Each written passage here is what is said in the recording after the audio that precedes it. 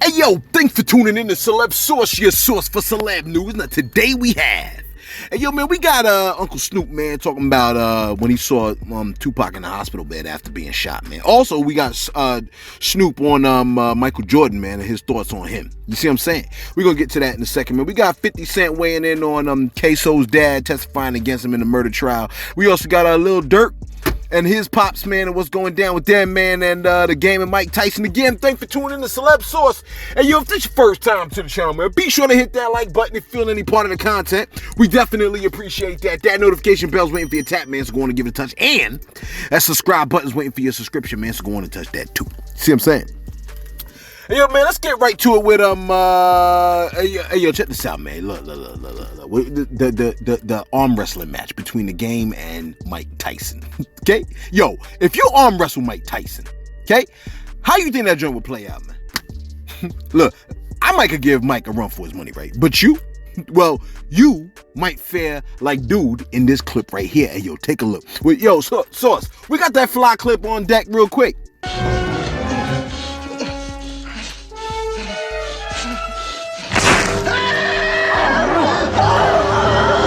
That's you, fam. That's you. If you were wrestling Mike, that's you. Check this out, man. Look, the game arm wrestled Mike Tyson, right? And this is how it fared with the game. Take a look. Oh, he got him. Hey, yo, Mike, chill. It's the time, motherfucker.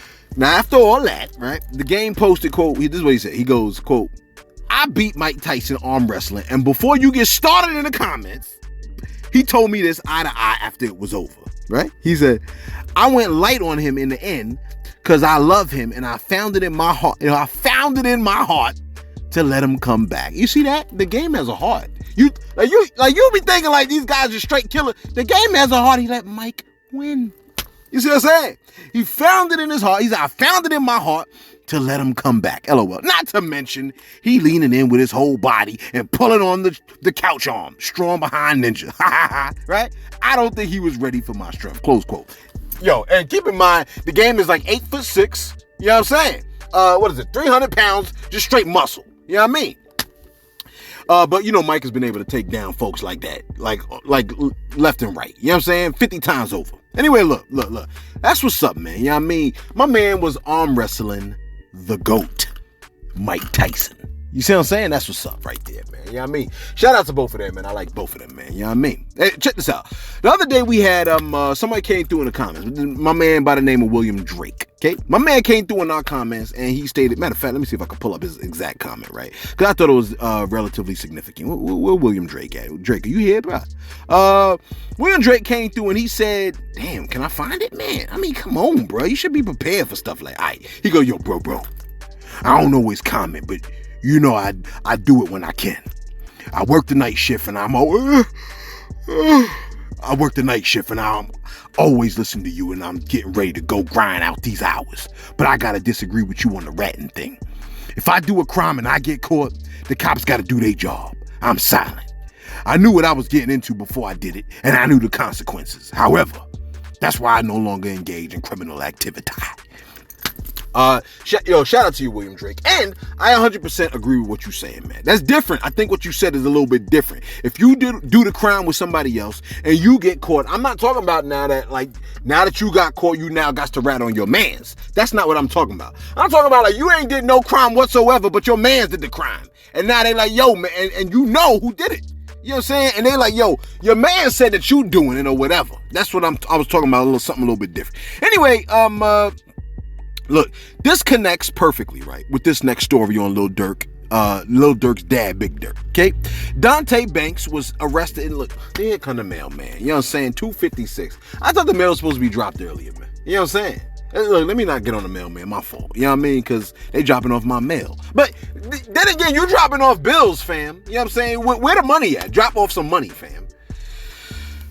I'm so tired. I hate to, like, Anyway, check this out. Dante Banks was arrested. Lil Durk's dad, Dante Banks, was arrested in 1994 with $8 million on him, right?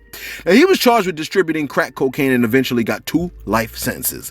He was able to get out in 2019. He had the opportunity to rat out Gangsta Disciples boss and Chicago kingpin Larry Hoover for a reduced sentence, but turned it down. See, I can understand that. Wait, can I understand that? I think I can understand that. Yeah, he's got the opportunity. Hey, yo, speak on your mans and we'll reduce your sentence. Yeah, I don't necessarily think it. No, y'all got to do your job. You know what I mean? I think that's how I feel about that. You gonna reduce my sentence by telling? I think I can get with that. Anyway, yeah. So he had for a reduced sentence, but he turned it down. Okay, take a listen to what Big Durk had to say. Take a listen real quick. So you give us Larry Hoover, we'll put you back on 26, and you'll work for us. I went in my pocket, pulled out the card to my lawyer, slid it on the table, and said, call my lawyer. And from then on, 26 years later, here I am. Free man, without telling, without compromising, without being someone I'm not. Rats, stool pigeons, people who tell things to get out.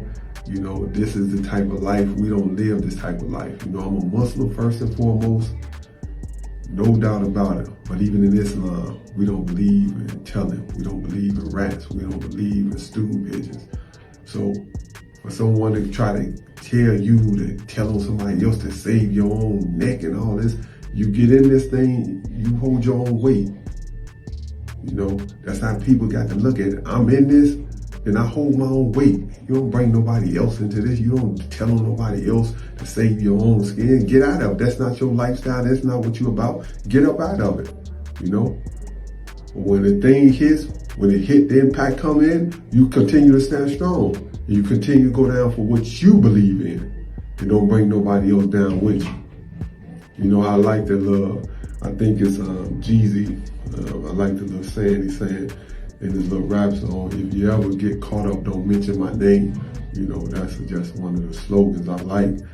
And that's one thing people should take as an anthem. You get jammed up, don't mention my name. Don't mention nobody's name.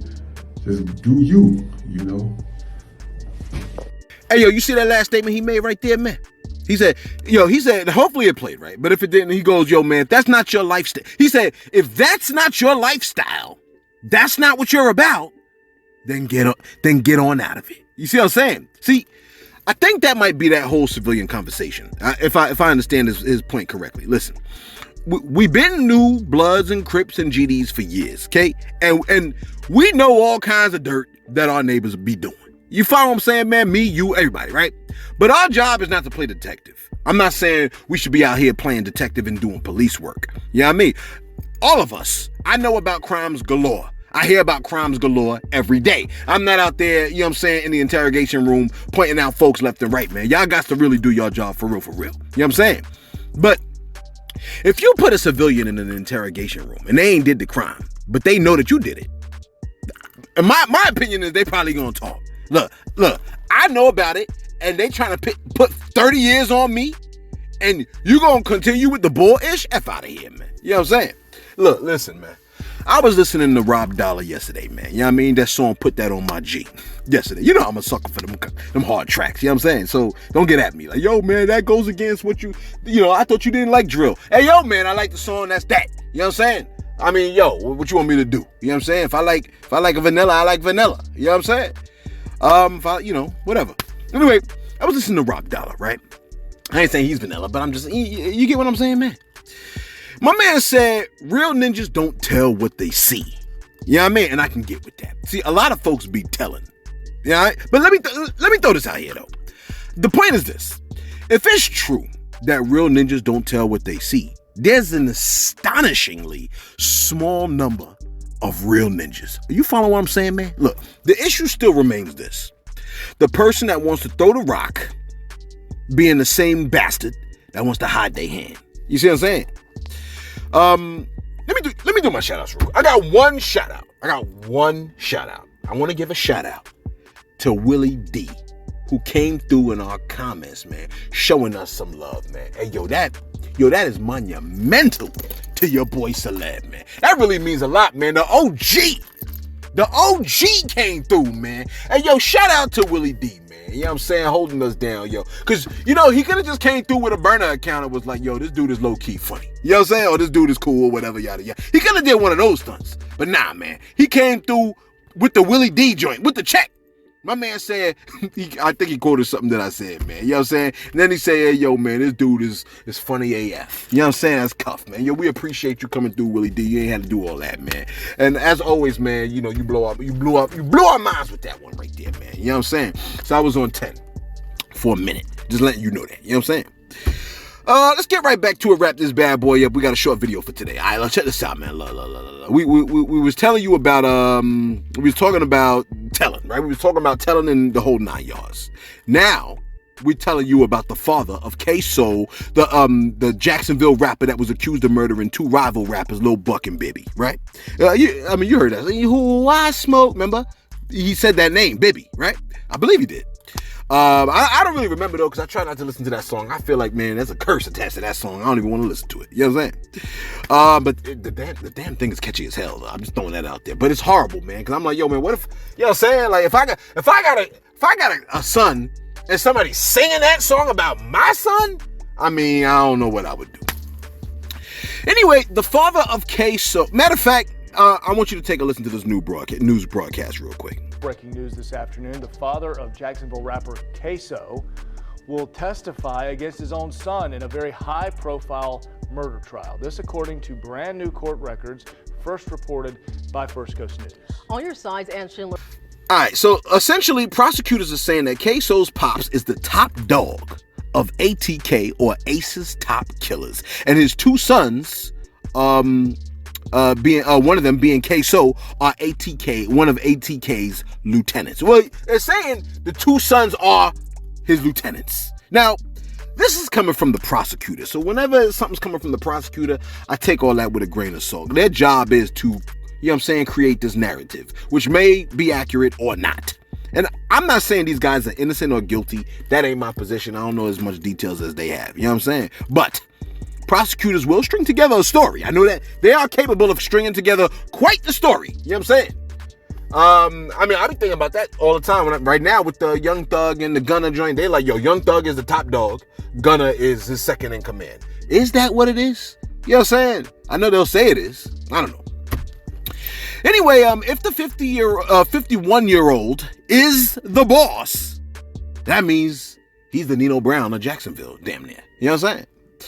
Now, 50 Cent did chime in on this particular situation, and he has stated, quote, this is what 50 said. He said, damn it, man, I done seen it all. You can't trust nobody. You know what I'm saying? Close quote. Fifth, I thought that's something you been knew, big dog. You know what I'm saying? Like, you can't trust nobody. Look. You know, look, man, what I read in Jeremiah, man. The heart is deceitful. Jeremiah 17. The heart is deceitful, and it is desperately diseased. What I get from that, if the heart is deceitful, that means the heart could trick you. The human heart could trick you. That means I can't trust nobody. You know what I'm saying? Matter of fact, scripture says, anybody that trusts in man is a fool. Straight up. You know what I'm saying? You trust in man, you a fool. And it might be a different kind of trust. But the point is, you can't even trust your own heart, because how many times you was like, I would never touch that woman, and then you touched her. You see what I'm saying? I would never sleep with him. Ew, he's nasty. I could never do that. I would never touch that. I would never suck on you. And then all of a sudden, I can't believe you know